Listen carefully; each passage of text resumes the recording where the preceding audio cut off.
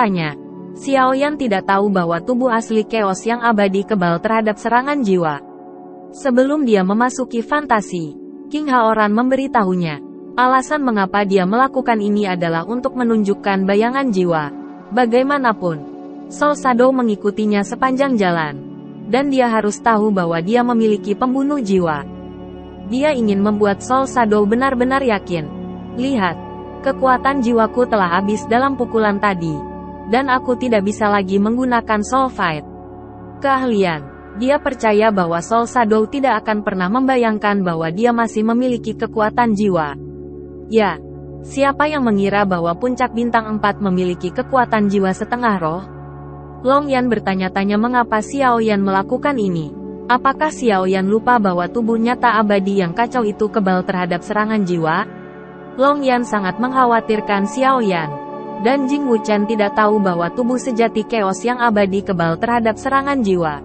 Jadi dia terkejut dengan serangan jiwa Xiaoyan. Dia dicengkeram dengan rambut acak-acakan di kedua tangannya, dan benar-benar terguncang karena keyakinan Xiaoyan dalam mengalahkan keabadian Chaos terguncang. Naga yang marah tidak terlalu terkejut. Lagi pula, dia telah mendengar sedikit tentang legenda kekacauan. Dia juga tahu bahwa tidak banyak orang yang pernah mendengar tentang legenda tersebut. Xiaoyan tidak tahu bahwa kekacauan itu abadi. Kekebalan terhadap serangan jiwa juga masuk akal.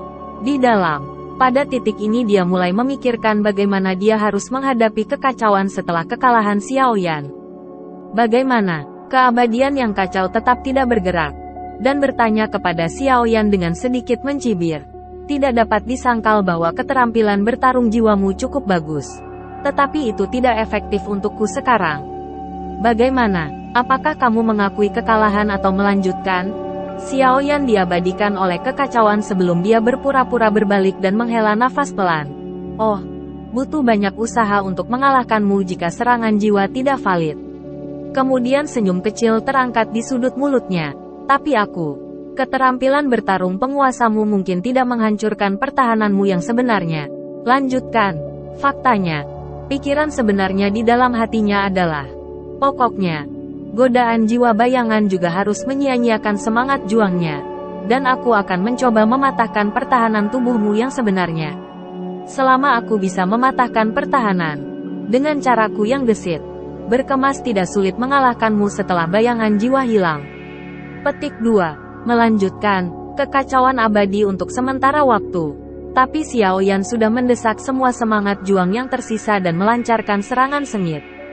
Dengan memanfaatkan kelincahan dan kecepatannya, Xiaoyan melewati telapak tangan abadi yang kacau. Dan, 1000 kaki tanpa bayangan, berulang kali meledakkan tempat yang sama di kaki kiri depan. Hanya satu serangan. Ini adalah satu-satunya cara agar Xiaoyan dapat tampil dengan pertahanan nyata melawan kekacauan. Terkadang satu-satunya cara adalah cara terbaik. Ada pro dan kontra untuk semuanya. Di bawah kekacauan, meskipun pertahanan telah meningkat pesat, fleksibilitasnya telah sangat berkurang. Kaki depan kiri yang kacau berada di bawah serangan presisi, 1000 kaki tanpa bayangan, dari Xiaoyan yang tidak tahu berapa kali. Filmnya terkelupas, kulitnya berdaging, otot-ototnya diputar, dan bagian dalam tulangnya terbuka, dan sakit sampai ke sumsum tulang. Kekacauan itu abadi dan bahkan menyakitkan, dan dia harus mengandalkan 3 kaki yang tersisa untuk menopang tubuh besar itu. Apakah tubuh abadi yang kacau itu terluka? Ada sedikit kejutan di wajah Jing Wuchen dan Long Yan, tapi dia masih sangat khawatir dengan frustrasi Xiaoyan. Satu hal yang tidak mereka ketahui adalah mengapa Xiaoyan tidak meminum Sanban Qingling Liquid. Apakah rasanya ini tak terkalahkan? Tapi naga yang marah membuka mulutnya lebar-lebar dan tidak percaya itu benar. Mengaum. Kekacauan terus bergemuruh. Dia tidak menyangka bahwa Xiaoyan yang tampaknya berada di ujung panah otomatis dapat melancarkan serangan yang begitu intensif. Apalagi keterampilan bertarung Xiaoyan begitu kuat sehingga dia bisa terluka secara fisik. Nah, kamu sangat baik. Kamu tahu cara memecahkan mie. Tidak pernah mengejar kehilangan kekacauan yang begitu besar dalam kehidupan nyata. Anda dapat mengertakkan gigi. Tapi Anda masih kalah. Aku bisa meledakkan serangan terkuat untuk menghancurkan pertahananku. Semangat juangmu takut telah diperas. Kamu sekarang hanya didukung oleh kemauan yang luar biasa. Kekacauan mengangkat dagunya. Nada tiba-tiba menjadi dingin. Pertempuran binatang buas yang terperangkap tidak berguna. Kalahkan aku. Dengan kata terakhir kekacauan abadi yang jatuh. Gelombang cahaya keluar dari mulutnya. Langsung menuju ke Xiaoyan yang sepertinya sedang terburu-buru untuk menyesuaikan tingkat bunganya tepat waktu. Saat ini, semangat juang Xiaoyan telah habis. Wajahnya pucat. Seluruh tubuhnya basah oleh keringat. Tidak ada bekas bibir berwarna darah yang mengencang menjadi garis lurus. Dan dadanya bergelombang dengan keras. Di hadapan gelombang cahaya yang deras, wajah Xiaoyan tampak tak berdaya tetapi tidak mau. Hanya ketika dia punya waktu untuk menyeberangi penguasa api kuno di dadanya, dia terkena gelombang cahaya yang menderu. Mulutnya meledak. Ayah, kakak Xiao kalah seperti ini? Bocah ini galak. Tapi pada akhirnya bukan lawan yang kacau balau. Pertarungan sengit ini akhirnya berakhir. Di mata ketiga orang yang menonton pertempuran, kekalahan Xiaoyan adalah fakta yang tak terbantahkan. Tapi mereka bertiga, termasuk Chaos Immortal, belum memikirkan satu hal pun. Artinya, karena rangkaian serangan Xiaoyan dapat secara serius merusak kaki depan kiri Chaos Immortal, maka jika serangan sengit seperti itu menimpa Chaos Immortal, lokasi rentan lainnya, apa yang akan terjadi? Dengan postur tubuh Xiaoyan yang lincah dan fleksibel, hal ini pasti bisa dilakukan. Faktanya, alasan mengapa Xiaoyan memilih untuk menyerang kaki berkulit tebal bukanlah karena Xiaoyan tidak dapat menyerang bagian yang rentan dari kekacauan, tetapi karena dia ingin memberi kesempatan pada kekacauan untuk mengusir dirinya sendiri dan mengujinya. Bisakah Anda mematahkan pertahanan terhadap salah satu bagian terkuat dari Chaos Immortal True Defense? Sekarang semangat juangku habis. Kekuatan jiwa juga membuat orang berpikir bahwa tidak banyak yang harus dilakukan. Dan mereka tidak dapat memulai keterampilan bertarung jiwa. Dan mereka menghadap jauh dari hutan lebat. Peluang yang sangat besar. Jika bayangan jiwa tidak pernah ditembakkan, maka hanya itu yang dapat membuktikan bahwa semuanya adalah ilusi. Bersenandung. Tapi aku sangat yakin itu bukan ilusi. Bayangan jiwa. Ayolah, jangan mengecewakanku. Keberuntungan Xiaoyan sedikit mengguncang dadanya. Dan beberapa suap darah keluar. Tubuhnya jatuh ke dalam hutan lebat seperti layang-layang dengan garis putus-putus. Di hutan lebat yang sunyi, semua perubahan tak terduga tiba-tiba. Sesosok hitam muncul dari balik pohon tanpa tanda apapun. Dan belati hitam dengan secercah cahaya menembus leher Xiaoyan seperti kilat. Dalam waktu singkat, tepi dingin hutan lebat naik tajam. Seolah-olah manusia bisa dibekukan hidup-hidup. Sangat cepat, pisau tajam yang bagus. Tembakan He Ying sangat profesional. Dan sepertinya seluruh hidup Xiaoyan telah dikurung. Tampaknya Xiaoyan, yang terluka parah dan tidak berkelahi, tampak putus asa. Tidak. Long Yan berseru dengan kelelahan yang mendesis, dan kecepatannya meningkat hingga ekstrim. Brengsek, benar-benar melupakan hantu bajingan itu. Jing Duchen sangat marah dan mengikuti Long Yong. Anger Dragon dan Chaos Immortal juga terbakar amarah setelah beberapa saat. Beberapa orang berani memanfaatkan orang lain saat mereka bertengkar. Ini adalah penghinaan telanjang bagi keduanya. Dan keduanya bergegas maju. Namun, beberapa orang tidak dekat dengan Xiaoyan. Bahkan jika mereka datang, saya takut penyerang diam-diam sudah berhasil, dan kemudian melarikan diri. Ada hawa dingin yang tajam datang dari belakang. Rambut Xiaoyan merajuk di mana-mana. Tetapi hatinya lega. Bayangan jiwa. Kamu benar-benar bersembunyi di sini. Dan akhirnya menipumu. Dalam kilauan api. Tepat saat bilah tajam hendak menyerang. Sayap tulang belakang Xiaoyan menyembul keluar, menghalangi belati bayangan jiwa. Dan kemudian sayap tulang itu dengan cepat bergetar, menghilangkan kekuatan dari tusukan belati. Xiaoyan baru saja menstabilkan tubuhnya dengan berjalan beberapa langkah ke depan. Penyergapan rumit yang akhirnya menunggu serangan itu gagal, dan wajah Sol Shadow berubah drastis. Dia melirik dengan ngeri pada Xiaoyan yang sedikit sembrono.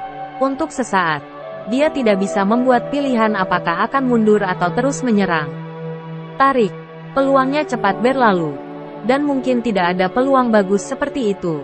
Serangan. Xiao Yan dapat mematahkan pembunuhannya dalam kondisi terluka parah dan kelelahan, yang membuat bayangan jiwa penuh percaya diri tentu saja. Belum lagi ada 4 orang termasuk 2 jenius tak tertandingi yang bergegas maju.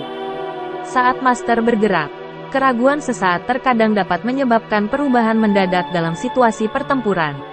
Seorang pembunuh sejati akan selalu memiliki satu kesempatan untuk menyerang. Bayangan jiwa akan diselimuti kabut hitam, dan tubuhnya akan tersembunyi di dalam asap. Momen ketika Hun Yingjue ragu-ragu barusan membuatnya selangkah di belakang. Cahaya berdarah dengan cepat tenggelam di Sol Yingjue. Pada saat yang sama, Xiao Yan membalik tangannya dengan cara yang sangat rahasia dan diam-diam membersihkan sebotol Sanwen. Cairan spiritual mengalir ke mulutnya. Serangkaian tindakan yang dilakukan Xiao Yan sekaligus. Orang-orang yang bergegas maju tidak mengetahui apa yang terjadi, dan melihat kabut hitam yang mengelilingi tubuh penyerang dengan cepat menghilang, memperlihatkan sosok yang berkedut terbungkus jubah hitam. Ada lebih dari 7 darah yang mengalir di wajahnya. Apa yang membuat naga yang marah dan kekacauan hampir tertegun adalah bahwa saat ini dendam Xiao Yan telah kembali ke kondisi puncaknya. Di mana lagi kebosanan dan kurangnya semangat? Selain itu, tanggapan Xiao Yan terhadap serangan mendadak itu tidak terlihat tergesa-gesa tanggapan, tetapi tampaknya diharapkan secara umum santai, dan keduanya heran. Bisakah dia mengambil obat mujarab yang langsung mengembalikan semangat juangnya? Apakah dia mencadangkan backhand saat dia bertarung denganku? Atau mungkin dia telah terganggu dan melawanku untuk menjaga dari serangan diam-diam pria ini? Kekacauan itu abadi. Tapi dia orang yang pintar. Dia berspekulasi tentang kemungkinan ini dari tindakan Xiao Yan, yaitu, Xiao Yan tidak berurusan dengannya dengan sepenuh hati dan energinya. Bahkan jika dia ternyata kekacauan tidak ada di belakangnya. Ini membuat Chaos tidak bisa dihancurkan dan kesal. Dan wajahnya menjadi sangat jelek selama berpacu. Apa pendapat anak ini tentang saya? Beraninya kamu terganggu saat bertarung denganku? Namun, dia langsung berpikir bahwa jika Xiao Yan bertarung dengannya dengan sepenuh hati, mungkin dia telah terbunuh oleh serangan diam-diam yang parah pada saat itu. Memikirkan hal ini, dia merasa lebih baik.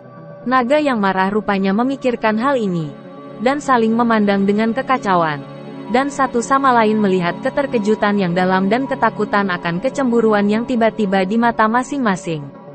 Ayah baik-baik saja. Long Pu menghela nafas lega, dan wajah kecil yang kencang itu sedikit rileks. Matanya menatap bayangan jiwa yang bergegas pergi. Kakak Xiao, jelas ada pencegahan jangka panjang, dan itu menyakitkan Xiao Ye untuk mengkhawatirkannya. Tapi bagaimana saudara Xiao memandang bajingan bayangan jiwa? Bersih dan tidak berdebu dalam sapuan terbang juga menarik napas lega. Tetapi ada keraguan di benak saya.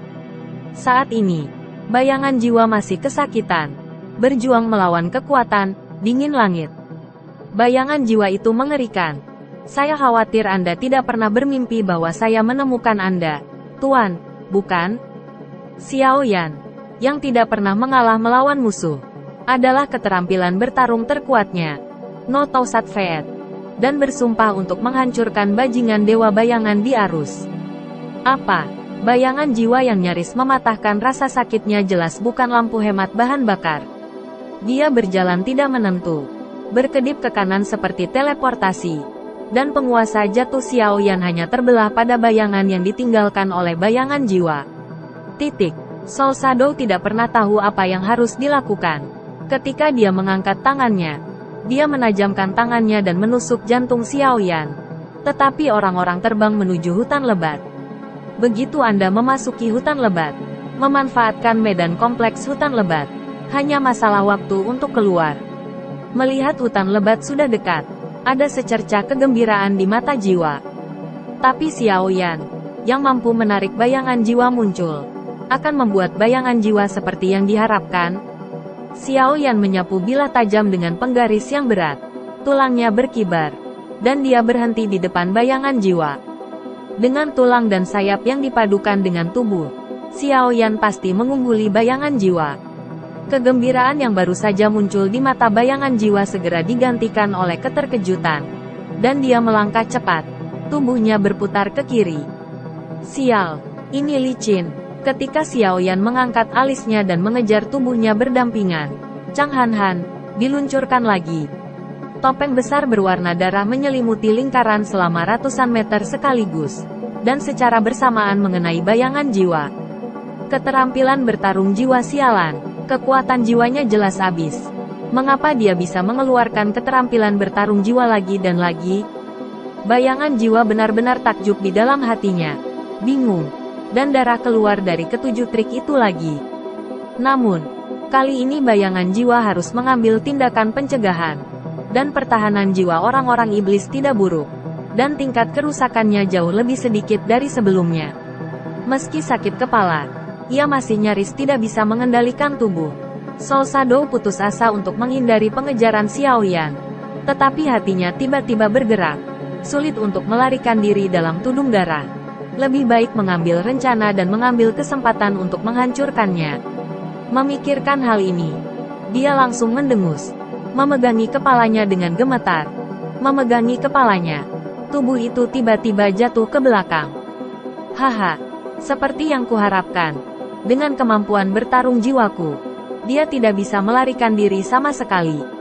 Xiao Yan sangat gembira di bawah kegembiraan yang luar biasa. Meraih bagian atas bayangan jiwa. Mencondongkan tubuh ke depan. Dan api langit menghancurkan penguasa kuno itu lurus ke bawah.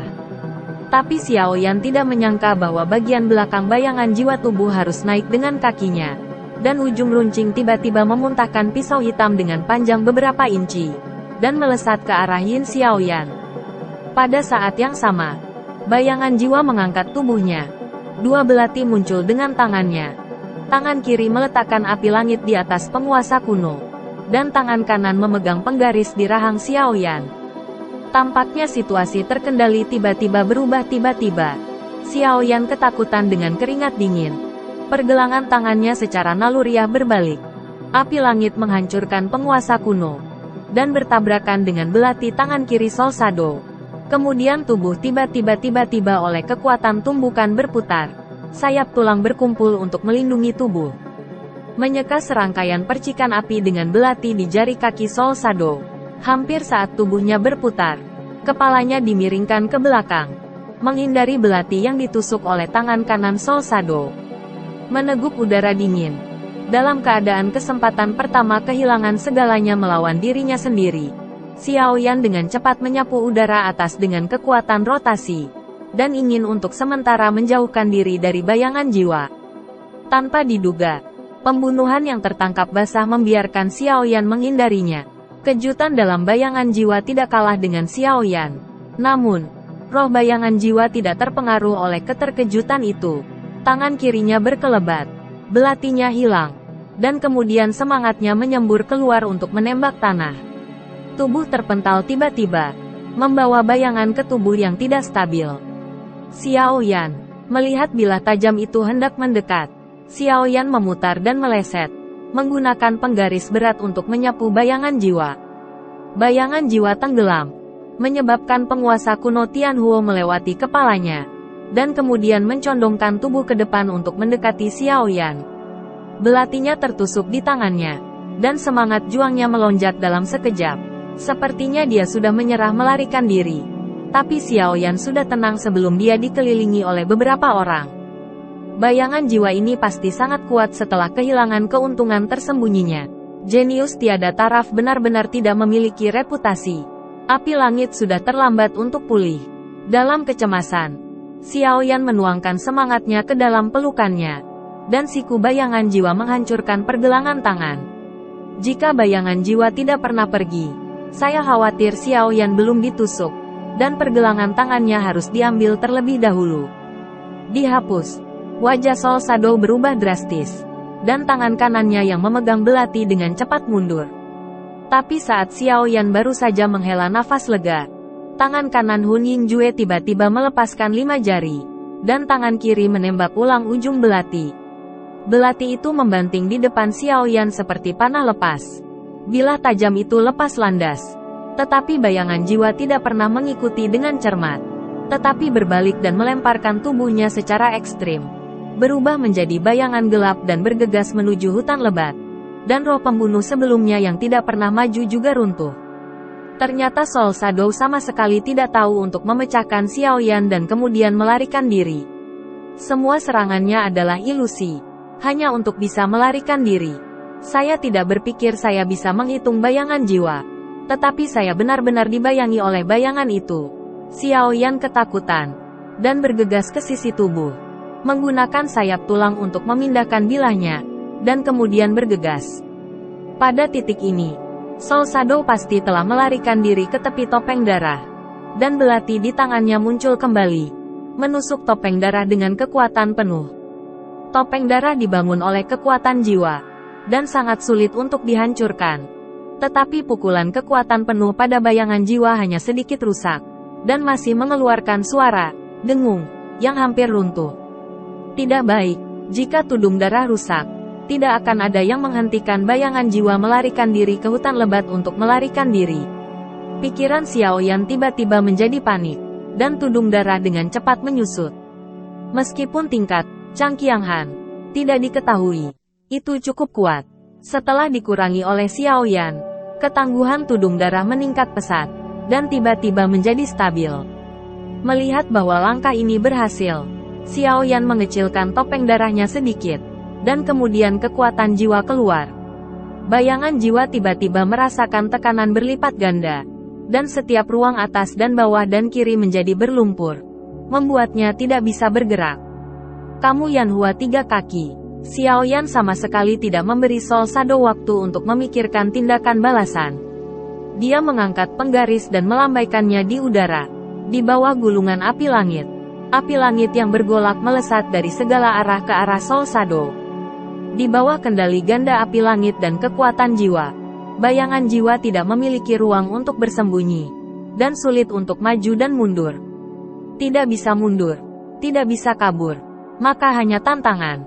Kulit Soul Shadow menjadi pucat, dan dia dengan frustrasi menuangkan tangannya ke lengannya, dan bilah tajam dengan energi tajam merobek ruang itu terpotong ke segala arah.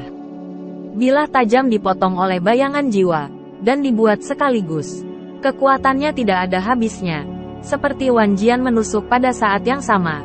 Keterampilan bertarung Xiao Yan, Yanhua Sanchi, akhirnya runtuh. Wajah Ke Yunying tidak menunjukkan kegembiraan sedikit pun. Karena penundaan ini, Xiao Yan mendekat, hanya berjarak 10 langkah darinya. Jarak ini cukup berbahaya bagi pembunuh yang sangat stagnan. Dalam hal ini, Soul Shadow pasti mengerti, terutama setelah melihat kekuatan kekacauan dan kekacauan abadi Xiao Yan yang kuat. Dia tahu betul apa artinya menjadi begitu dekat dengan Xiao Yan. Keringat dingin di kepala Soul Shadow memancar tak terkendali. Dia menatap Xiao Yan dengan tatapan ngeri, dan matanya berkedip dari waktu ke waktu. Tidak seorang pun yang telah bertarung dengan Xiao Yan secara positif tidak akan pernah tahu seberapa kuat dan mengerikannya Xiao Yan, dan Soul Shadow akhirnya mempelajarinya. Berkelahi dengan Xiao Yan sepanjang jalan, mengamati pertempuran Xiao Yan dengan orang lain sepanjang jalan, terutama setelah menonton pertempuran King Li antara Xiao Yan dan Chaos. Bayangan jiwa berpikir bahwa dia telah memahami kekuatan penuh Xiao Yan. Namun, ketika Xiao Yan menghadapi pertempuran langsung setelah serangan diam-diam yang gagal, dia tidak pernah menyangka bahwa kekuatan Xiao Yan jauh lebih kuat dari yang dia lihat sebelumnya. Dan mungkin dia tidak merasakan kekuatan penuh Xiao Yan sekarang. Memikirkan hal ini, wajah Hun Yingjue tertawa lebih keras saat ini. Pada saat ini, dia benar-benar menyesal memasuki gua darah pembunuh kali ini. Tetapi juga untuk memprovokasi Xiao Yan, seorang cabul yang tidak lagi bisa disebut jenius tiada taraf. Tapi tidak ada obat penyesalan di dunia. Hari ini, bagaimana Xiao Yan, yang telah merencanakan untuk waktu yang lama, membiarkan bayangan jiwa lepas dari bawah matanya. Kamu tidak pernah bermimpi bahwa kamu akan menjadi hari ini, kan? Untuk seorang jenius tak tertandingi yang ahli dalam pembunuhan, perubahan tak terduga dapat terjadi setelah penundaan 1 detik. Dengan suara bernada rendah, penguasa kuno Tianhuo memadatkan semua semangat juang menjadi ledakan. Pada saat yang sama, Xiao Yi, Yayahua, muncul dari Xiao Yan di bawah arahan Xiao Yan. dan melemparkan rangkaian teratai api yang panjang di tangannya. Kemunculan tiba-tiba Xiao Yi benar-benar memotong secercah harapan terakhir untuk Soul Shadow. Tidak, bayangan jiwa tidak pernah bisa lepas dari pengekangan kekuatan jiwa. Pupilnya menyusut secara berurutan. Hanya dapat memadatkan kekuatan seluruh tubuh menjadi belati untuk menari di depan udara dengan erat, berharap untuk memblokir pukulan fatal ini. Belati telah menjadi senjata eksklusif para pembunuh sejak zaman kuno. Meski kecil, bisa membunuh orang tak terkalahkan. Namun belati tersebut memiliki kelemahan yang fatal, yaitu hampir tidak dapat digunakan untuk pertahanan, yang mungkin merupakan salah satu alasan pembunuh mundur tanpa pukulan. Di bawah serangan kuat Xiao Yan dan Xiao Yi, pada akhirnya tidak akan ada ketegangan. Belati dan penguasa kuno Tianhuo saling memukul hanya sesaat. Dan Soul Shadow tidak pernah merasakan sakit di pergelangan tangan. Mulut harimau pecah, manik-manik darah keluar, dan belati terbang menjauh.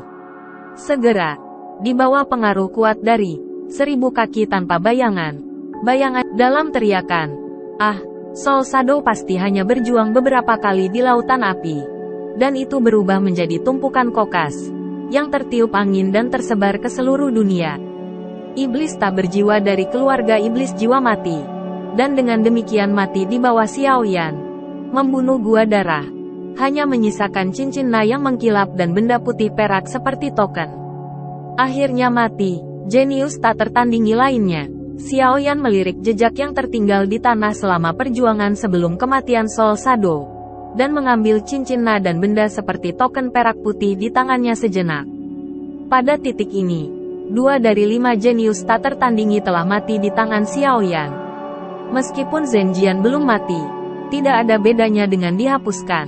Dengan kata lain, 3 orang jenius tak tertandingi diusir dari Xiao Yan selama pembukaan dunia fantasi ini. Pada saat ini, hati Xiao Yan tiba-tiba menimbulkan rasa bangga. Apakah Anda melihat semua kerabat dan teman di daratan pertempuran?